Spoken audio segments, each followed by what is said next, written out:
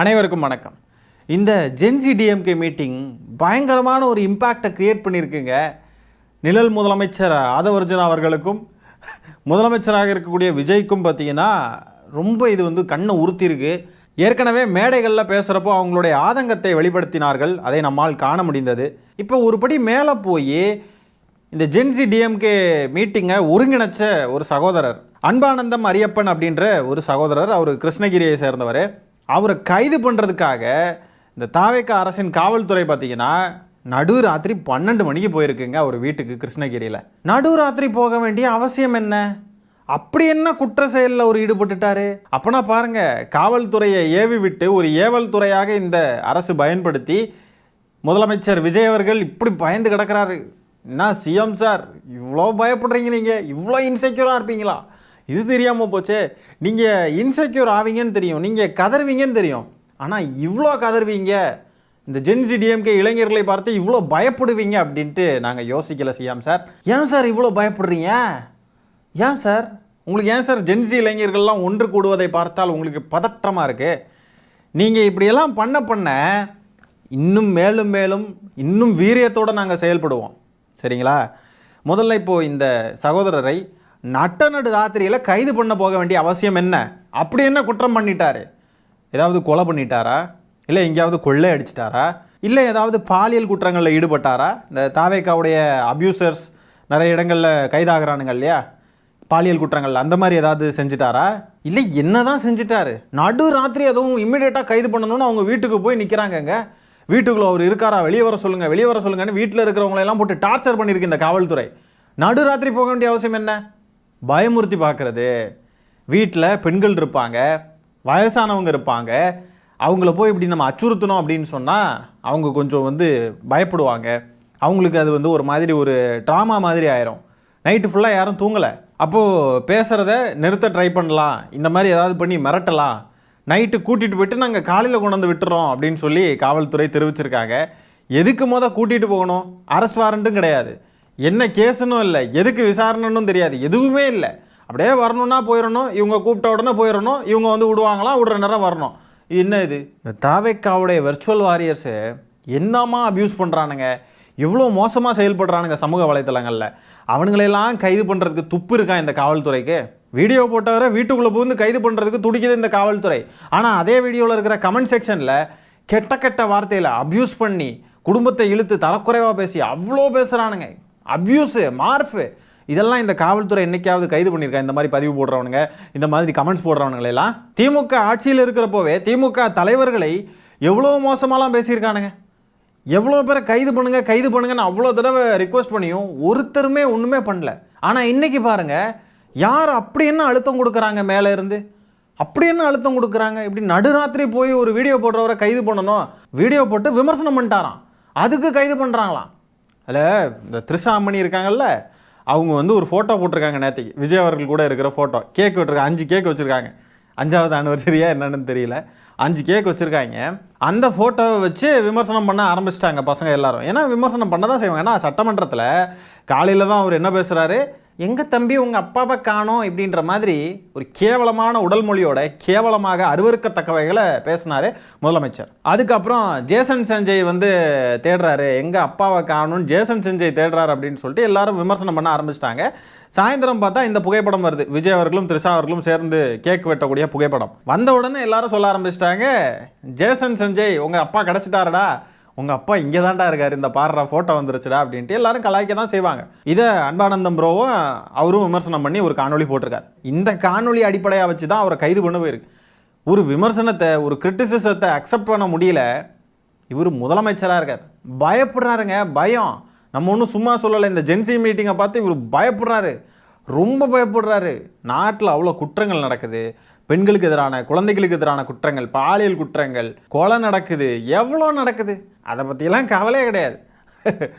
Video போடுறியா, முதலமைச்சருக்கு எதிராக வீடியோ போடுறியா, உன்னை விட மாட்டோம்டா அப்படின்னு இந்த காவல்துறை செயல்படுது. இப்போ இந்த த்ரிஷா வந்து புகைப்படத்தை வெளியிட்டிருக்காங்க பாருங்கள். இதில் ஒரு கேள்வி என்ன எழும்புதுன்னா, சட்டமன்றத்தோட கடைசி நாள் நேற்றுக்கு தான் முடிஞ்சது. நேற்றுக்கு நைட்டு தான் அந்த ஃபோட்டோ வருது. இன்னும் தெளிவாக சொல்லணுன்னா 23ஆம் தேதி நைட்டு த்ரிஷா ஃபோட்டோவை வெளியிடுறாங்க. 23ஆம் தேதி தான் கடைசி நாள், சட்டமன்றம் கூடுற கடைசி நாள். 22ஆம் தேதி தான் விஜய் அவர்களுடைய பிறந்தநாள். 22ஆம் தேதி புகைப்படத்தை போடலை. 22ஆம் தேதி புகைப்படத்தை போட்டிருந்தால் எதிர்கட்சி தலைவர் சட்டப்பேரவையில் இந்த கேள்வி எழுப்பியிருப்பார். இது விமர்சனத்துக்குள்ளே ஆயிடக்கூடாது, நம்மளை கேவலப்படுத்திடுவாங்கன்றதுக்காக 23ஆம் தேதி நைட்டு போடுறாங்க. பார்த்தீங்களா எவ்வளோ பிளான் பண்ணி பண்ணுறாங்கன்ட்டு. அப்போது இதெல்லாம் விமர்சனம் பண்ணி கேள்வி கேட்டு எல்லாம் பண்ண தான் செய்வாங்க. ஏன்னா விஜய் அவர்கள் வந்து ஸ்டாலின் அவர்களை தனிப்பட்ட ரீதியாக பேசுகிறப்போ திமுக தொண்டர்கள் மட்டும் என்ன பார்த்துட்டு சும்மாவாக இருப்போம், பேச தான் செய்வோம். இதுக்கு ராத்திரியோட ராத்திரியாக ஒருத்தரை கைது பண்ண இந்த காவல்துறை போயிருக்கு. அது ஏன் வந்து அவரை கைது பண்ண போயிருக்காங்க அப்படின்னு பார்த்தீங்கன்னா, சென்னை மாதிரிப்பட்ட நகரங்களில் இருக்கக்கூடிய திமுக தொண்டர்கள், திமுகவுக்காக காணொலி போடுறவங்களையெல்லாம் பார்த்தீங்கன்னா கைது பண்ணணும் அப்படின்னு சொல்லிட்டு ட்ரை பண்ணாங்கன்னா உடனே ஒரு 200-300 பேர் கூடிடுறாங்க.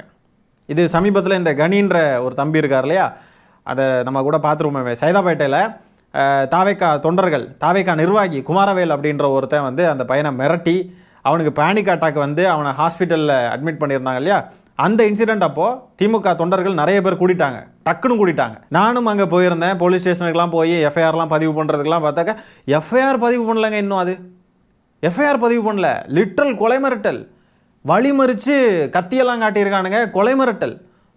இவ்வளோ பேர் அங்கே போய் போலீஸ் ஸ்டேஷனில் அவ்வளோ ஆர்கியூ பண்ணியும் கூட ஒரு கேஸ் கூட பதிவு பண்ணலைங்க.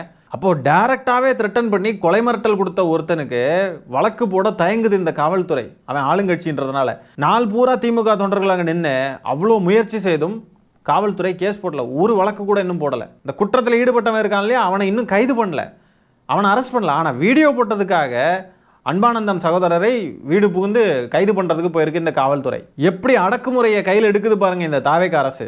இதுக்கு பெயர் தான் அரச பயங்கரவாதம். சமூக வலைத்தளங்களில் பேசுகிறவங்க மேலே நடவடிக்கை எடுக்க பார்க்குது. வெறும் விமர்சனம் பண்ணுறதுக்கு, அவதூறாக கொச்சையான வார்த்தைகளை யூஸ் பண்ணாமல் விமர்சனம் பண்ணுறதுக்கே இந்த காவல்துறையும் இந்த அரசும் இப்படி நடவடிக்கை எடுக்க அப்படியே விரட்டிக்கிட்டு வராங்க. ஆனால் ஆக்சுவலாக குற்ற செயல்களில் ஈடுபடக்கூடிய தாவேக்காவினரை கண்டுக்கவே மாட்டேங்கிறாங்க. அப்படியே சாஃப்டாக தடவி கொடுத்து விசாரணை பண்ணிவிட்டு அப்படியே அனுப்பி விட்டாங்க அந்த குமாரவேலை.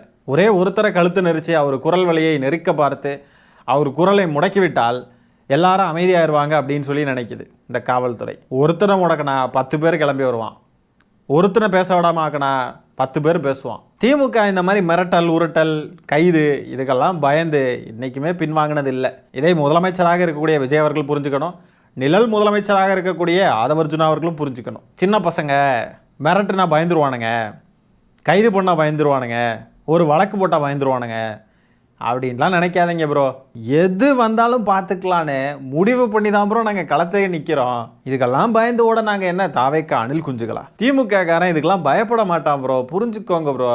எங்களை ஒடுக்கணும்னு நீங்கள் நினச்சாலே இன்னும் வீரியமாக நாங்கள் செயல்படுவோம், இன்னும் வீரியமாக நாங்கள் போராடுவோம், இன்னும் வீரியமாக இந்த தாவேக அரசின் லட்சணத்தை நாங்கள் மக்கள் மத்தியில் அம்பலப்படுத்துவோம். அதையும் மீறி திமுக காரனை தொட நினைத்தால் தமிழ்நாடு முழுக்க போராட்டம் வெடிக்கும். மோசமான விளைவுகளை இந்த அரசு சந்திக்க நேரிடும். அந்த அன்பானந்தம் சகோதரரை அரெஸ்ட் பண்ண போகிறோன்ற பேரில் இந்த காவல்துறை அவங்க வீட்டுக்கு போய் எப்படி செயல்படுதுன்றதை பாருங்கள். இல்லை ஒன்றும் இல்லை, அது நீங்கள் கோஆப்ரேட் பண்ணி தான் நான் பண்ணியிருப்பேன் பண்ண போறோம், அவ்வளவுதான். வேற ஒண்ணு இல்ல சார். அவர் இருக்காரா இல்லையான்னு செக் பண்றோம், அவ்வளவுதான். யார் இருக்காரா இல்லையா? அன்பானது இருக்காரா இல்லையான்னு. சரி, என்ன நீங்க வந்து வழக்கு விஷயமா ஏதாவது கூட்டிட்டு போறீங்களா, என்ன பண்ண போறீங்க? ஒரு என்கொயரி பண்ணணும் சார், பார்க்கணும் சார். என்ன இன்னத்துக்கு போய் இதெல்லாம் போய் என்ன பெரிய எந்த கேஸா இருக்கு சார்? ஒரு பொலிட்டிக்கல் விஷயம் உங்களுக்கு தெரியும். நீங்க கோஆபரேட் இல்ல, நீங்க கோஆபரேட் பண்ணீங்கன்னா நான் கோஆபரேட் பண்றேன் சார், அவ்வளவுதான் சார். கொஞ்சம் வர சொல்லுங்க, நான் அவனுக்கு விசாரிச்சு போறோம். ஒன்னு இருக்காருன்னு இவங்க பண்றது பார்த்தா அவங்க உள்ள இருக்கிற மாதிரி இருக்கு எனக்கு, அவ்வளவுதான். இல்ல இல்ல இல்ல சார், வழக்கு விஷயமா விசாரிக்கணும் சார். அவர் இருந்தாருன்னா அதான் சார் சொல்லிடுறேன் சார். அவர் இருந்தாருன்னா இருக்க சொல்லுங்க, இல்லன்னா இல்லன்னு சொல்லி நீங்க அது நீங்க சொல்லுங்க, அதுக்கப்புறம் நான் எக்ஸ்பிளைன் பண்றேன் எல்லாத்தையும். குடிப்போம் ஆனா இல்லைங்கண்ணா, அவர் வந்துட்டு வெளியே இருக்காருங்கண்ணா. அவர் இல்ல, அன்பானந்தம் வந்துட்டு வெளியே இருக்காரு. அன்பானந்தம் வீட்டுல இல்லைங்க. அவர் சார் கிட்ட சொன்னேன், அப்பயும் இங்கதான் இருக்காங்க அவங்க. நாங்க வீட்டை சர்ச் பண்ணோம் அப்படின்றாங்க. தப்பா பண்றாங்க அவங்க. அது இல்லன்னா சரி. இப்போ காலையில என்ன விஷயம், எது திடீர்னு நைட்டு 11 மணிக்கு வந்து அன்பானந்தம் வேணும்னா என்ன? இதுக்கு முன்னாடி பேர் வந்து இவர் வரணும் இல்ல, அவங்க பேசுறதே மிரட்டுன தோணியில பேசுறாங்க. மிரட்டுறது இருந்தாலும் வாரண்ட் கொடுங்க, சர்ச் பண்ணிட்டு போயினே இருங்க. ஒரு நீ ப்ரொசீஜர்னா நாங்கள் ப்ரொசீஜர் மரியாதை கொடுத்தாலும் மரியாதை நாங்கள் தான் கூப்பிட்டு வரோன்றோம். அப்புறம் என்ன வாரண்டோட வாங்க சர்ச் பண்ணுங்க போங்க பாருங்க. எல்லாம் இப்போ எடுங்க.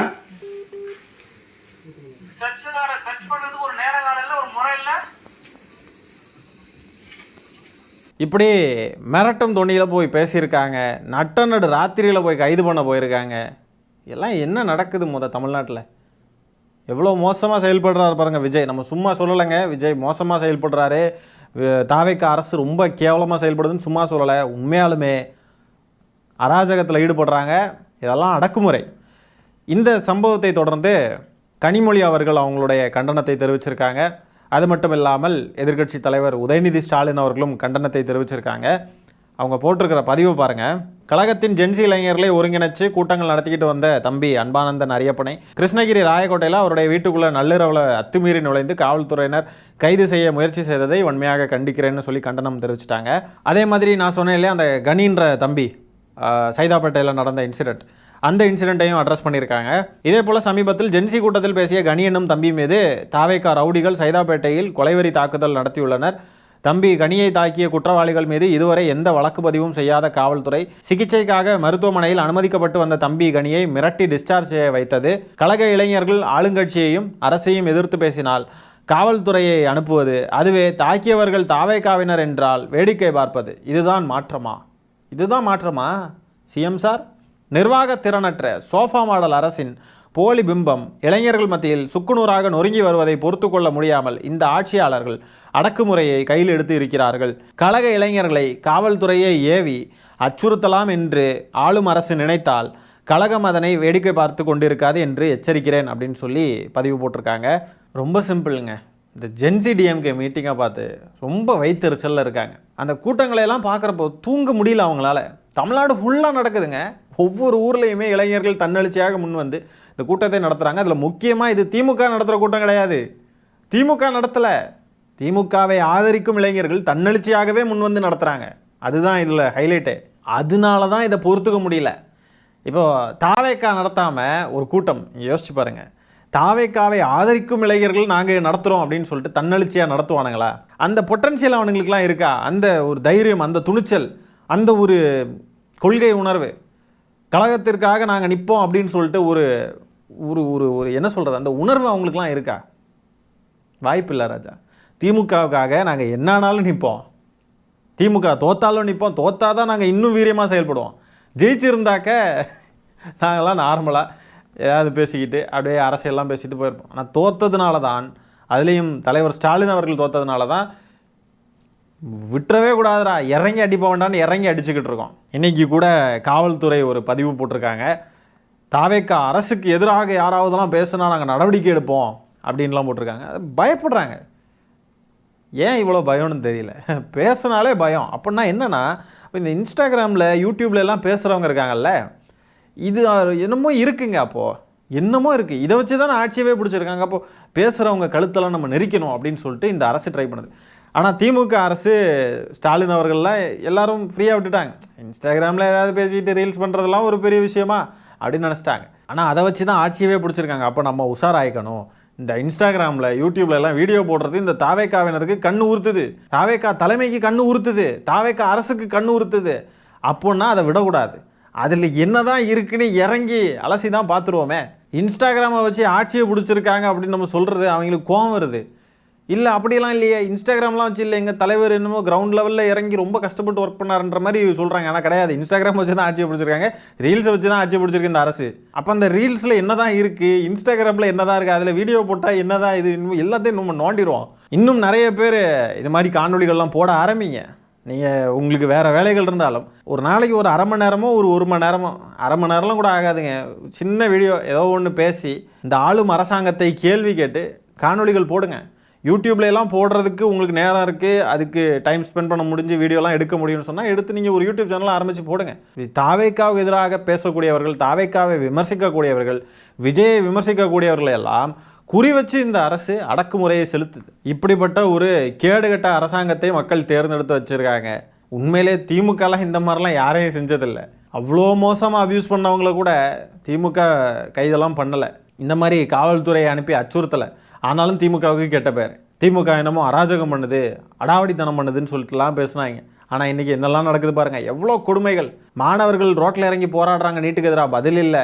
விவசாயிகள் ரோட்டில் இறங்கி போராடுறாங்க, பதில் இல்லை. அவங்களையும் இந்த காவல்துறை அடித்து துரத்தி கைது பண்ணுது, அவங்களையும் சித்திரவதை பண்ணுது. வீடியோ போடுறவங்க கேள்வி எழுப்புறவங்களையும் கைது பண்ணுது.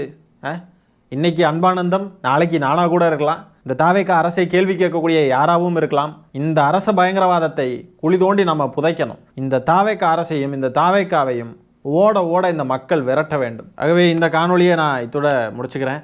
இந்த காணொலியில் நம்ம பேசுகிற விஷயங்களை பற்றி என்ன நினைக்கிறீங்கன்றதை கமெண்ட்ஸில் பதிவு பண்ணுங்கள். நன்றி, வணக்கம்.